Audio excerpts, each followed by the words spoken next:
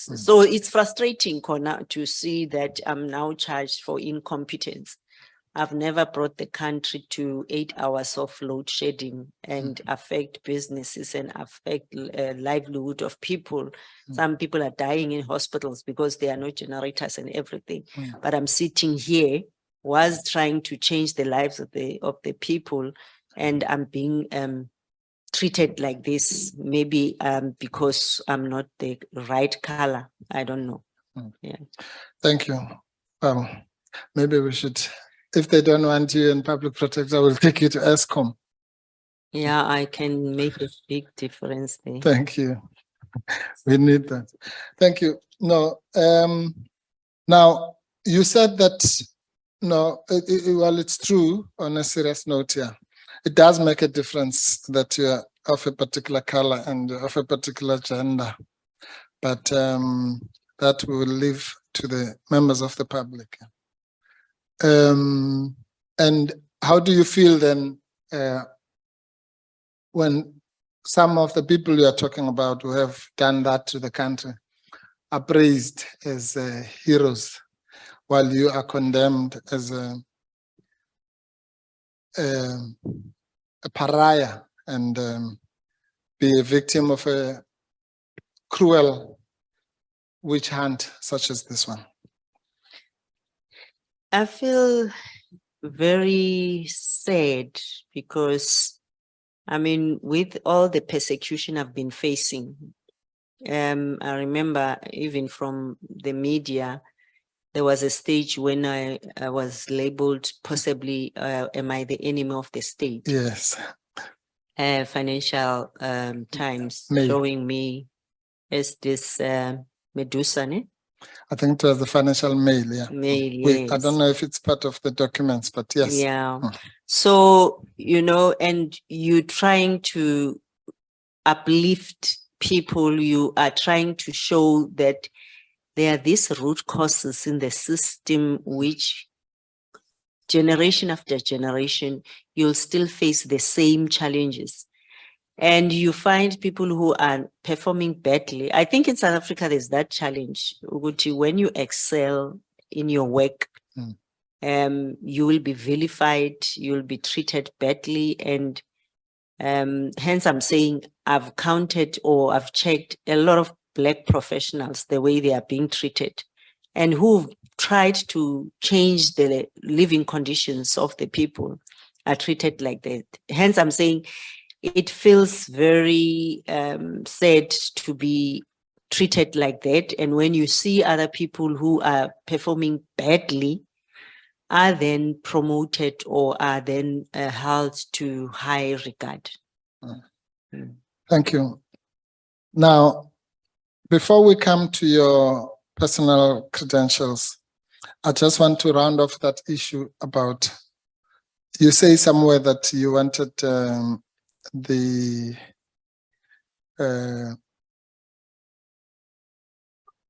we will deal with that when we deal with Vision 2023.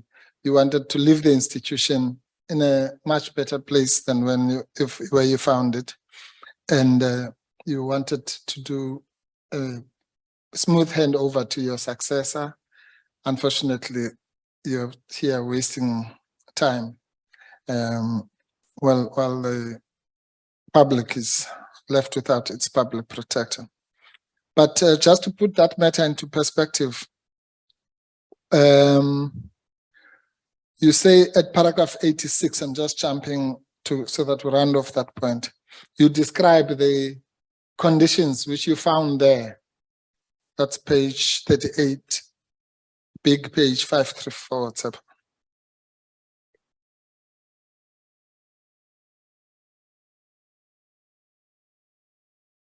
Again, the speaker wrote the letter in March, and there was then a complaint which was lodged by the ATM relating to the famous Farmgate scandal or the Phala Phala matter. And again, coming back to that issue, which most of the time, I mean, I was invited by one church in Delmas and engaging them, or it was women on issues of. So another one asked genuinely that, you know, we are told by the media that you are fighting the president.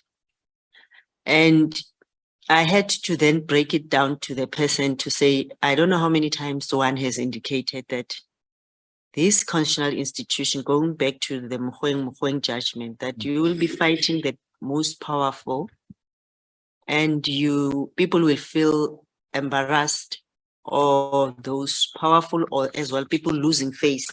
So a complaint was lodged, not to say it's me who then went all out to say, hey, bring the complaint.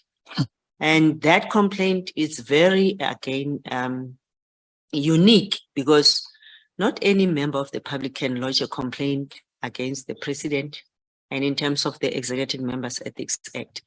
So the complaint was lodged by the ATM, and I think it was a matter of 2 days or 3 days, the complaint was lodged.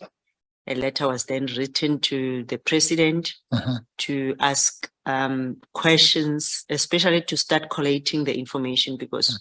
So just for perspective, again, those who are following the sequential, the complaint of the ATM, its common cause, was lodged, I think, on the 1st of June last year, 2022.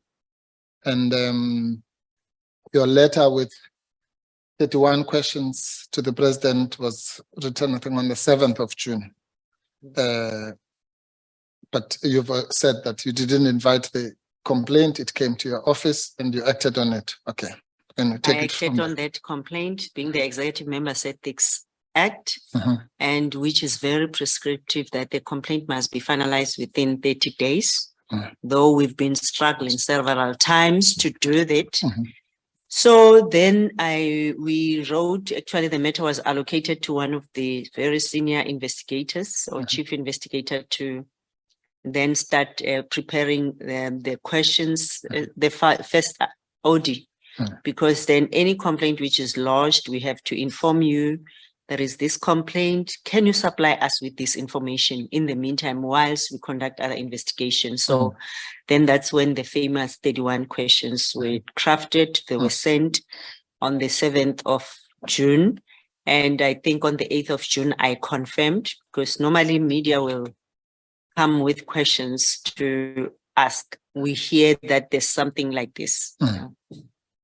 And then then I confirmed, or we issued a statement confirming. It was basically that, not to say... On the 8th.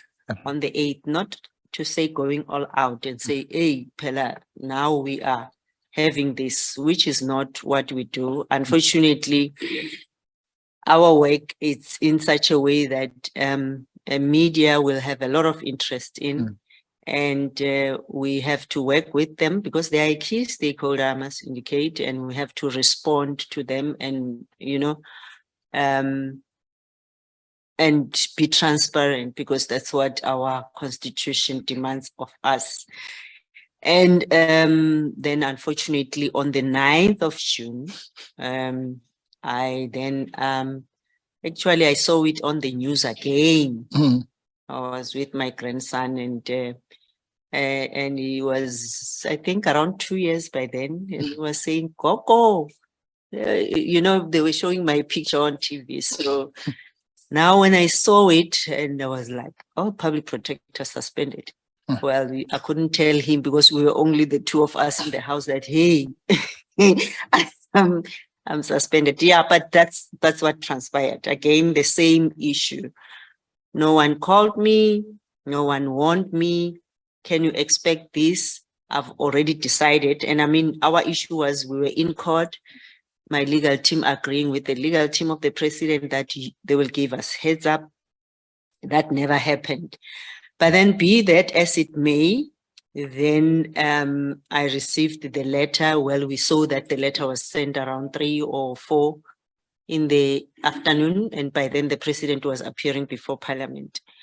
So when that happened, then we were very shocked because then there's something like this, the suspension, and we took it to court. Actually, there was already part A and part B of the court process. So remember, we were interdicting the president that you cannot proceed with Yes. the suspension. There's several issues you need to take into consideration. And we were also then still guiding that, but there are various number of issues which you need to consider. Remember as well, the matter was still back to the Constitutional Court on the issue of rescission. And besides that, it was also before court when we raised new issues of the leakage, I think. Yes, that's correct. And we are still on the 9th, yeah. And on the 10th, we had been informed that there'll be a judgment on part A. Yes, we were informed that there will be a judgment on part B. Remember, already it was already, in fact, it was part B. Remember, because the comments by the full bench was that the conduct of the president was rushed. And that was in September later on. Yes. On the date of the your suspension, the following day at 8:30, we had been informed that there would be the judgment on part A, which was Part A, yes. whether or not there should be an interdict. Oh, yes. So what is the significance of the fact that there was going to be a judgment on the following day? Oh, yes, yes. There was that judgment on the 10th, and all the parties were informed that they will be delivering a judgment the following day. But then the president went ahead a day before that, couldn't wait for the court. And that's what we also showed, or as well reasoned with the legal team, or as well, trying to show the courts and even the legal team that was rushed. And it's like then he preempted the decision of the court. Yeah. And, there were other issues which transpired after, which showed that there was something which was done, because it was as if the president was not even respecting the courts, preempting the courts after being informed that the judgment is going to be issued the following day. Right. Okay. Right. Okay. So there it is. The president then suspends you, even though on the following day, the very issue of whether that suspension is lawful or not was going to be judged upon by the courts of South Africa. Fine. So after that, you then instituted Part B and included the issue of the suspension. In the meantime, this committee was apace, and it said that it was going to start on the 11th of July, right? And the members of this committee now will get into gear with us, because Chair, you'll remember when we were here then on the 11th, we then asked, can we be excused in the next 2 days or 3 days or whatever? And that was the hearing of Part B of that application, which was now the main challenge, no longer the interdict thing now. The main challenge on the president's constitutionality of his powers to suspend you, right? So that was heard in July in front of 3 judges. That judgment came on the 9th of, just fast forwarding. 3 months. Yes, on the 9th of September, then that judgment came out, and that, I think you were going there. What did that judgment say on the 9th of September about the president's suspension? Suspension. I think before we go there, I think one thing which I would say, some of the information fell into, well, the speaker listened on some of the issues, which is the issue of the panel. Actually, that comes in, and I just want to mention that when they were deciding on which panel members to deal with determine the prima facie issues, I remember we utilized advocate in Sebesa before for a legal opinion on the issue of the funding or the raising funds for the personal costs. So the speaker wrote to me and said, we intend to use or to have this person as the.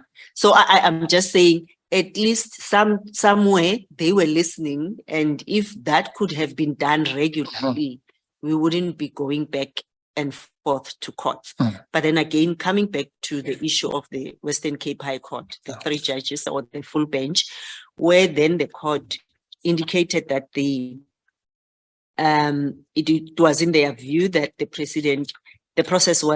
suspension was hurried in nature. Sorry, I'm sorry to interrupt you, Public Protector. Just to assist the members, the chair could go to what the Public Protector is now quoting, just for the benefit of the members, page 521 of that statement, which is page 25 at the bottom, Tsepo.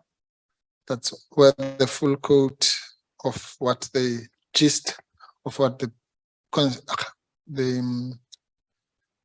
High Court found.